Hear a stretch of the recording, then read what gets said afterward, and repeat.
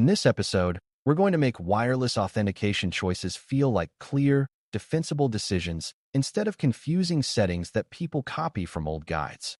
When you connect to a wireless network, you're not just joining a signal. You're proving that you're allowed to join and negotiating how your traffic will be protected once you do. That process is the difference between a network that resists nearby attackers and a network that quietly invites compromise through weak credentials, legacy compatibility, or misleading options that look secure but behave poorly. For brand new learners, the hard part is not memorizing feature names, but understanding what each authentication model is trying to accomplish and what its failure modes look like. We'll focus on the practical meaning of Wi-Fi Protected Access 2, WPA2, and Wi-Fi Protected Access 3, WPA3, how enterprise authentication differs from shared passwords, and where common pitfalls show up in real deployments.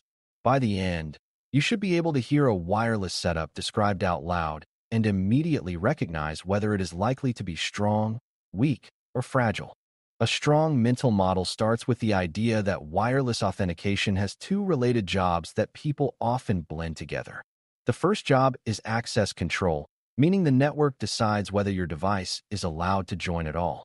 The second job is key establishment, meaning the network and your device agree on encryption keys that will protect confidentiality and integrity for your traffic on that wireless link. If access control is weak, unauthorized users can join and attack internal systems. If key establishment is weak, attackers may not need to join at all because they can capture traffic, crack credentials offline, or manipulate the connection. Wireless authentication choices therefore shape both who gets in and how hard it is to observe or interfere with communications. Many beginner mistakes happen because people focus only on the visible part, like having a password prompt, without asking how resistant the protocol is to guessing and what happens when attackers record the handshake.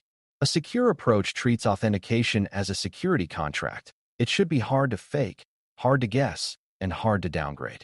Before we compare WPA2 and WPA3, it helps to name the two main styles of wireless authentication you'll encounter. The first is shared secret authentication, where everyone uses the same network password, commonly called pre-shared key, PSK. The second is identity-based authentication, often called enterprise mode, where each user or device authenticates with individual credentials and the network uses an authentication server to make decisions. Shared secret networks are simple and common in homes and small offices, but they create unavoidable governance problems because you cannot easily tell who used the password. You cannot easily remove one person without changing it for everyone, and the secret tends to spread. Enterprise authentication is more complex, but it offers stronger control because access can be granted and revoked per identity, and logging can tie activity to specific users or devices. The right choice is not just about security strength in a vacuum. It is about which model fits your environment's need for accountability and lifecycle control. A good learner habit is to ask, do we want one shared key for the whole room, or do we want individual keys tied to identities we can manage? Wi-Fi Protected Access 2, WPA2, became widely used because it improved security compared to older approaches, but it is not a single thing so much as a family of choices. In WPA2 with PSK, the network uses a shared password to help establish keys, and that password must be strong because attackers can capture handshake material and attempt offline guessing. Offline guessing is dangerous because it removes the attacker from your live defenses. They can try many guesses on their own hardware without triggering obvious alarms. If the password is simple, the attacker can find it, join the network, and potentially decrypt past capture traffic depending on the situation. WPA2 can also be used in enterprise mode, where the handshake uses identity-based authentication rather than a single shared password. That difference matters because enterprise mode changes the attacker's problem from guessing one widely shared password to defeating individual credential-based access under a managed policy. So when someone says WPA2, your first follow-up should be, are we talking about WPA2 with PSK or WPA2 Enterprise? Because those are different security stories. Wi-Fi Protected Access 3, WPA3, was designed to address several weaknesses and rough edges that remained common in WPA2 deployments, especially in shared secret networks. One of the key improvements is that WPA3 Personal replaces the older password handshake style with a method called simultaneous authentication of equals, SAE. The important concept is not the name, but the practical outcome. SAE is designed to make password guessing harder in ways that reduce the effectiveness of captured handshake cracking, especially when users choose weaker passwords than they should.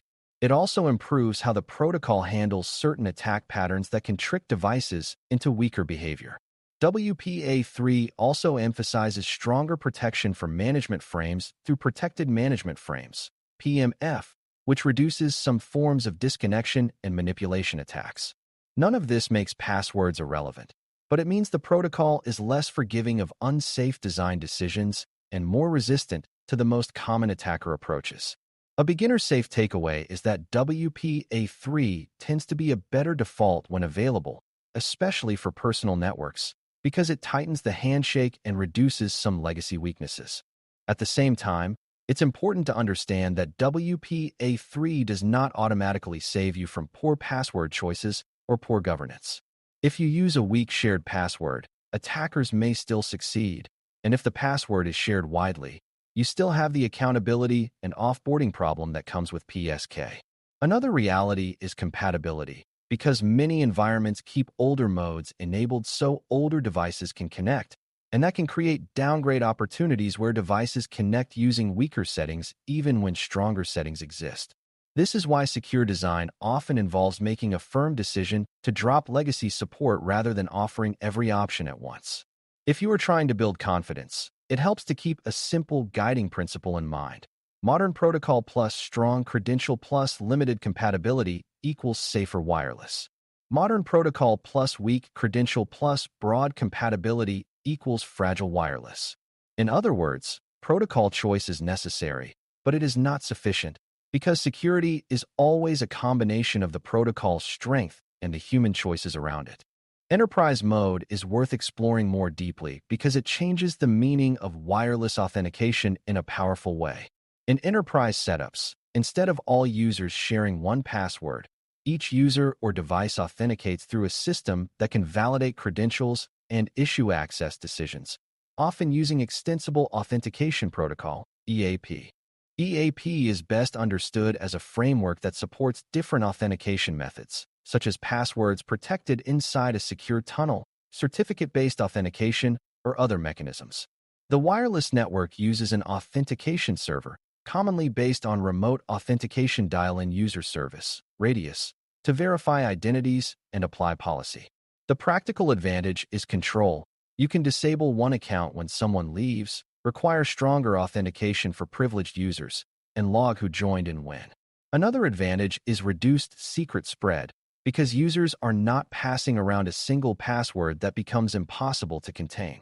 For beginners, the key mental shift is that enterprise wireless treats Wi-Fi access like an identity system, not like a shared door code, which is why it scales better in organizations. However, enterprise mode introduces its own pitfalls, and the most dangerous ones revolve around trust of the network's identity. In enterprise authentication, a device must be confident that it is talking to the real organization's authentication system, not an imposter that is trying to capture credentials. That confidence often comes from validating a server certificate presented during the process. If devices are configured loosely, or if users are trained to accept unknown certificates, an attacker can create a fake access point that looks like the real network and trick devices into connecting. The device may then reveal information or even send credentials in a way the attacker can exploit, depending on the specific EAP method and configuration. This is a classic example of how identity validation is just as important as encryption, because encryption to the wrong party protects the attacker's conversation. The safer mindset is that enterprise authentication is strong when the client validates the server identity correctly, and it becomes risky when that validation is skipped or treated casually. So enterprise mode is not automatically secure. It is secure when configured to treat the network as an identity that must be verified. Certificates also show up in the best practice approach for enterprise wireless, because certificate-based client authentication can reduce password risks significantly. When a device authenticates using a client certificate, The attacker's ability to guess credentials is reduced because the device is proving possession of a private key rather than presenting a reusable password. That does not eliminate risk, because stolen devices and extracted keys are still threats, but it changes the attack from guessing to theft, which can be harder and more detectable. Certificates also support better lifecycle management when combined with device management practices, because certificates can be issued, rotated, and revoked as devices change status. The main beginner takeaway is that enterprise wireless can be built in a password-centric way or a certificate-centric way, and the certificate-centric approach generally reduces the chance that a single weak human password becomes the weakest link. That said, certificates add operational complexity, and complexity can create misconfiguration risk if not managed thoughtfully. Good security is always a trade-off between strength and the ability to operate the system reliably. Now let's connect these choices back to common pitfalls that show up again and again, even in environments that believe they are secure. One pitfall is mixing modes for compatibility and accidentally allowing a weaker mode to become the default path, which can happen when devices prefer what they have used before or what connects fastest. Another pitfall is over-reliance on the idea that the network is secure because it uses encryption, while ignoring that a shared password is widely known and rarely changed. A third pitfall is treating guest access as harmless and placing it too close to internal resources, which turns guest Wi-Fi into a convenient attacker foothold. A fourth pitfall is assuming that internal wireless is automatically trusted, leading to weak segmentation and broad internal access once a device joins. These pitfalls are not solved by choosing WPA3 alone. They are solved by combining a strong authentication model with safe defaults around segmentation, credential governance, and device behavior. Beginners can spot these pitfalls by asking simple questions. Who knows the secret? How fast can we revoke it? What happens when a device is compromised? And what does joining the network actually allow? Another practical pitfall is misunderstanding what wireless encryption does and does not protect once a device is connected. Wireless link encryption protects traffic between the device and the access point, but it does not automatically protect traffic beyond that point unless the application traffic is also protected. This means wireless security is a layer, not the whole stack. A network can have strong WPA settings and still be unsafe if internal services use weak authentication, if users fall for phishing, or if devices are infected. Conversely, application layer encryption can protect content even on weaker networks, but weaker networks still increase risk of manipulation and unauthorized access. The right way to think about it is layered defense. Wireless authentication protects who can join and protects local traffic on the air, while application layer security protects data end-to-end and identity at the service. When you combine them, you reduce multiple threat paths, and when you rely on one layer alone, you create a single point of failure. This helps beginners avoid the trap of treating WPA choice as a final answer rather than a foundational decision. We should also talk about management frame protection because it shapes how resilient a network is against certain nearby attacks. Management frames include the control messages that help devices discover networks, connect, and maintain association. Historically, some of these messages were not strongly protected, which enabled attackers to force disconnects or create confusion that made users more likely to connect to a rogue network. Protected management frames, PMF, helps reduce this by adding protection to certain control traffic, making some manipulation attacks harder. The key point is that even if encryption protects data traffic, the control plane can still be attacked to disrupt service or steer users toward unsafe choices. This is why modern wireless security emphasizes protecting management frames as part of safe defaults rather than as an optional advanced feature. For beginners, it is enough to understand that wireless security includes both protecting the content of communications and protecting the connection process itself from being tampered with. When the connection process is fragile, attackers can create opportunities for social engineering and impersonation.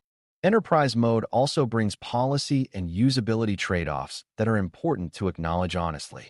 Identity-based Wi-Fi can be extremely strong, but it requires reliable onboarding, clear credential management, and consistent client configuration that enforces server validation. If onboarding is clumsy, users will resist or seek workarounds, which can lead to unmanaged hotspots, personal routers, or unauthorized guest sharing.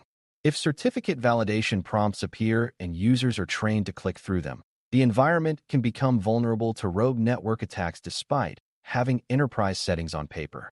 If the authentication system is unreliable, Wi-Fi becomes a productivity bottleneck, and pressure will mount to weaken controls for convenience. The right approach is not to pretend trade-offs do not exist, but to design the authentication model so it is both secure and operationally dependable. Security that cannot be used consistently is not security, because it will be bypassed. This is why mature wireless security design treats user experience, device management, and authentication reliability as part of the security outcome, not as separate concerns. To wrap up, understanding Wi-Fi authentication choices means focusing on the security story each option tells about identity, access control, and key establishment.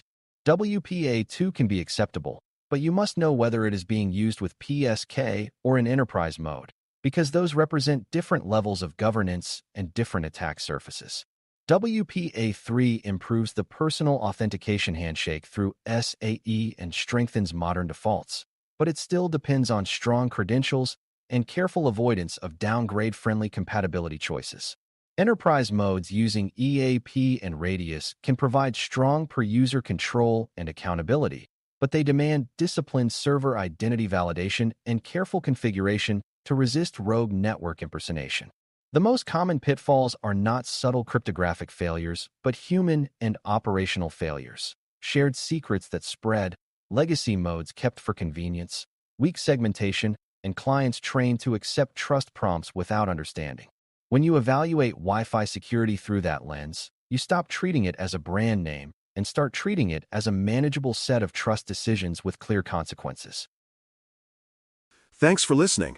For more audio courses, daily newsletters, and more, please visit baremetalcyber.com.